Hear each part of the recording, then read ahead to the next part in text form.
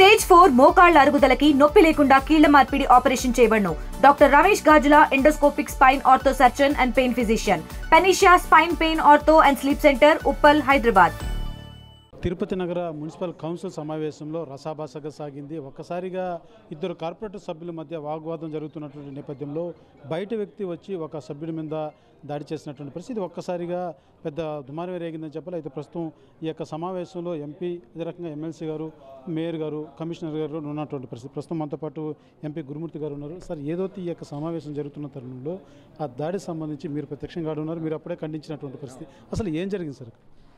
ఈరోజు వచ్చినటువంటి అజెండాలో చాలా ప్రముఖమైనటువంటి విషయాలు ఉన్నాయి. అందులో గ్రేటర్ తిరుపతి అనే అజెండా కూడా ఒకటి ఉంది. దాని మీద చర్చ జరుగుతున్నటువంటి తరుణంలో ఒక కూటమి నేతకి సంబంధించినటువంటి అనుచరుడు డైరెక్ట్గా వచ్చి తమ్ముడు గణేష్ అనే కార్పొరేటర్ మీద దాడి చేయడం జరిగింది కౌన్సిల్ సమావేశంలో. ఇది అత్యంత హేయమైన చర్య. ఇదే సెనెట్ హాల్కి, ఎస్వి యూనివర్సిటీలో ఉన్నటువంటి సెనెట్ హాల్లో అప్పుడు డిప్యూటీ మేయర్ ఎలక్షన్ జరిగేటప్పుడు ఇక్కడే కౌంటింగ్ సెంటర్ ఉండేది.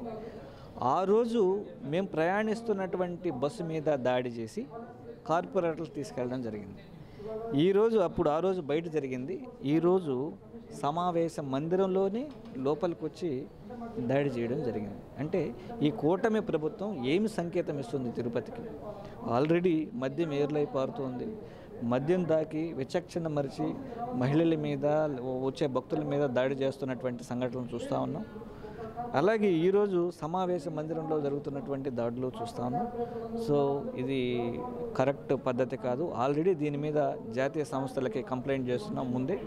దాని మీద ఇన్వెస్టిగేషన్ జరుగుతున్న టైంలోనే మళ్ళా ఇది రిపీట్ కావడం అనేది ఇది చాలా హేయమైన చర్య. వైఎస్ఆర్ కాంగ్రెస్ పార్టీ దీన్ని తీవ్రంగా ఖండిస్తుంది. సో పోలీసులకు కానీ, అలాగే మున్సిపల్ అడ్మినిస్ట్రేషన్ కానీ సమావేశాలు నిర్వహించేటప్పుడు కట్టుదిట్టమైనటువంటి చర్యలు తీసుకొని ఇలాంటి ఘటనలు జరగకూడదు. ఇది తిరుపతి మున్సిపల్ కౌన్సిల్ మీటింగ్స్లో జరిగినటువంటి మొట్టమొదటి దాడి తిరుపతి చరిత్రలో. ఇది అత్యంత దారుణం. సో ఈ పుణ్యక్షేత్రంలో ఇలాంటి ఘటనలు పదే పునరావృతం అవ్వడం అనేది దేనికి సంకేతమో ఈ ప్రభుత్వం ఆలోచించాలి. దీని మీద ఖచ్చితంగా అగైన్ మళ్ళీ జాతీయ సంస్థలకైతే వైఎస్ఆర్ కాంగ్రెస్ పార్టీ కంప్లైంట్ చేస్తుంది. దోషులకి కఠినమైనటువంటి శిక్ష పడేంత వరకు వైఎస్ఆర్ కాంగ్రెస్ పార్టీ వదిలిపెట్టదు. సార్, జరిగినటువంటి ఆ ఇద్దరు సభ్యుల మధ్య ఏదైతే గ్రేటర్ తిరుపతి సంబంధించి ప్రతిపాదన, దానికి ఓటింగ్ మేరు కోరారు. వీళ్ళిద్దరి మధ్య జరిగిన సంభాషణ ఇది ఎందుకు ఆ దాడి చేయాల్సి వచ్చింది? వాళ్ళు ఏంటంటే పోస్ట్ పోన్ చేద్దామని వాళ్ళు పోస్ట్ పోన్ చేయాల్సినటువంటి అవసరం లేదు. ఆల్రెడీ దీని మీద డిస్కషన్ జరిగి తీసుకొచ్చారు. దీనికి అంతగా పోస్ట్ పోన్ చేయాల్సిన అవసరం లేదు. తర్వాత కావాలంటే మళ్ళీ అమెండ్మెంట్స్ పెట్టుకోవచ్చు కౌన్సిల్లో. ఇదే కౌన్సిల్లో నెక్స్ట్ కౌన్సిల్ మీటింగ్లో కావాలంటే ఏదైనా ప్రతిపాదనలు కొత్త వచ్చినా, లేదంటే ఉన్న వాటివి ఏదైనా డిలీట్ చేయాలన్నా ఏదైనా కూడా నెక్స్ట్ మీటింగ్లో ఆ అమెండ్మెంట్స్ ప్రతిపాదించుకోవచ్చు అనే ఉద్దేశంతో తమ్ముడు గణేష్ మాట్లాడుతున్నారు.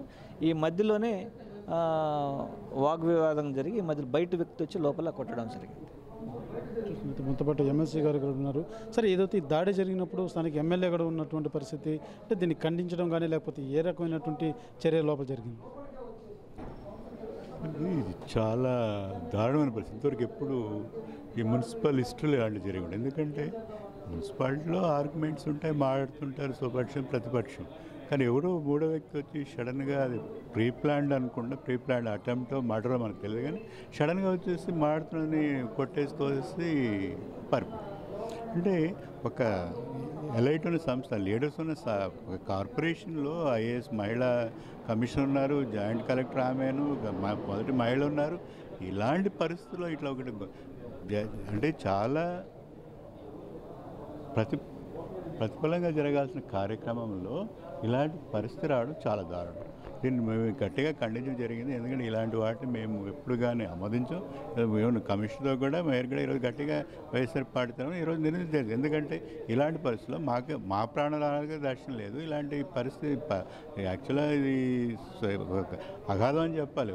అంటే ప్రజా సంక్షేమం లేదు, ఒక పెద్ద గొడ్డలి పెట్టు లాంటిది. దీనికి ఈరోజు ఇలాంటి కార్యక్రమాలు జరిగితే ముందు మాకు మేము అంటే ముందు పోలీస్ ప్రొటెక్షన్ ఇవ్వండి. అంటే ఇట్లాంటి వాటిని ఎలా ఎంకరేజ్ చేస్తారు? అవుట్ సైడర్ ఎలా వస్తాడు లోపలికి? మీకు ఇంతమంది లీడర్స్ ప్లేన్లో ఒక మహిళ ఐఏఎస్ ఉన్నారు, అవుట్ సైడర్ ఎలా వస్తాడు? ఎలా వచ్చి అటెంప్ట్ చేస్తాడు? ఇది ప్రజాస్వామ్యం పాత్ర వేయడం కాదు. అందులో మేము గట్టిగా డిమాండ్ చేసి ఇలాంటివి ఉంటే ముందు రన్ చేయడం కష్టం, ఇలాంటి కుదరదు. ఇంకో విషయం ఇక్కడ మేము సిఓసి బిల్డింగ్ అంటే సెంట్రల్ బిల్డింగ్ మున్సిపల్ బిల్డింగ్కి మేము 25 crores మేము ఓడి తీసుకున్నాను. ఓడి తీసుకుని ఎవరి మీద? ప్రజల మీద. 25 crores. ఈరోజు చూస్తే అమరావతిలో ఒక లైబ్రరీకి 100 కోట్ల రూపాయలు నేను దుబాయ్ నుంచి తెచ్చారు. ఇలాంటి ప్రపంచంలో ఒక ముఖ్యమైన పట్టణం అంటే ఇది.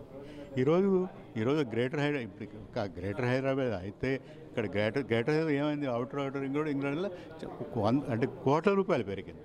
చాలామంది లక్షల కోటీసులేరు. ఇక్కడ దీనివల్ల ఏంటి? మామూలు రైతు బాగుపడతాడు. ఇప్పుడు ఈ తిరుపతిలో 17 రోడ్లు వేశారు. 17 రోడ్లు వేయడం వల్ల ఆ రోజు అని గౌరవం అయిపోయింది, టీడీఆర్ బాండ్లు ఏమి అదే నిలబడలేదు.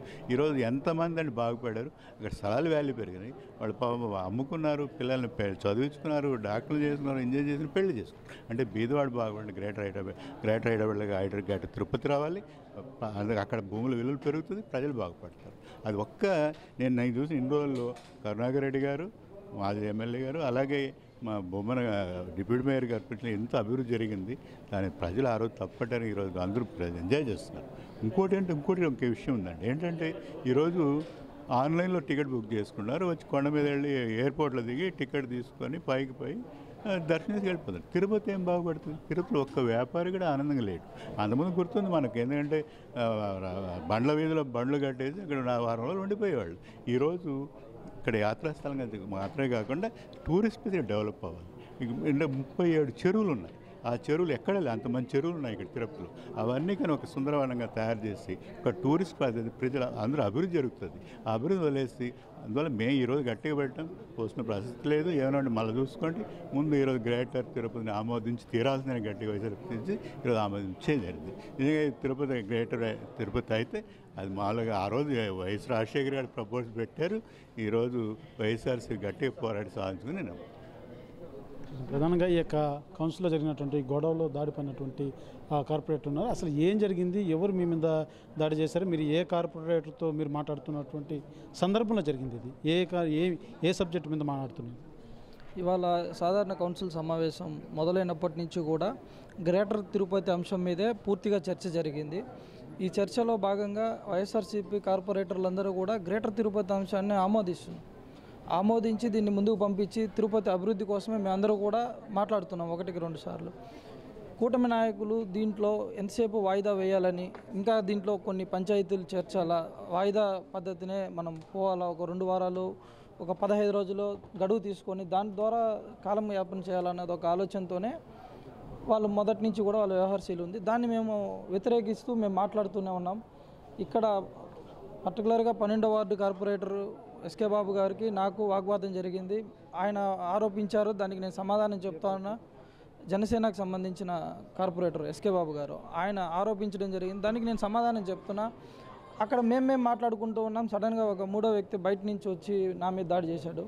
అంటే దీనికి నేను ఎలా తీసుకోవాలి? దీన్ని ఇంతమంది అధికారులు, ఒక ఐఏఎస్ అధికారి ఉన్నారు, నగరపాలక సంస్థ ప్రథమ మహిళ మేయర్ గారు ఉన్నారు, ఎంపీ గారు ఉన్నారు, ఎమ్మెల్సీ గారు, ఎమ్మెల్యే గారు, ఇంతమంది ఉన్న ఈ సభలో ఎవరో బయట వ్యక్తి దాడి చేయడానికి వచ్చినప్పుడు అంటే భద్రతా లోపం పూర్తిగా ఉంది ఇక్కడ. అంటే మున్సిపల్ అడ్మినిస్ట్రేషన్ ఈరోజు కౌన్సిల్ నిర్వహించడంలో ఫెయిల్ అయింది పూర్తిగా. ఇక్కడ కార్పొరేటర్లకి భద్రత లేదు. ఇక్కడ మేము ప్రజా సమస్యల్ని మాట్లాడితే మా మీద దాడి చేస్తారా? దీన్ని ఎట్లా తీసుకోవాలా మేము?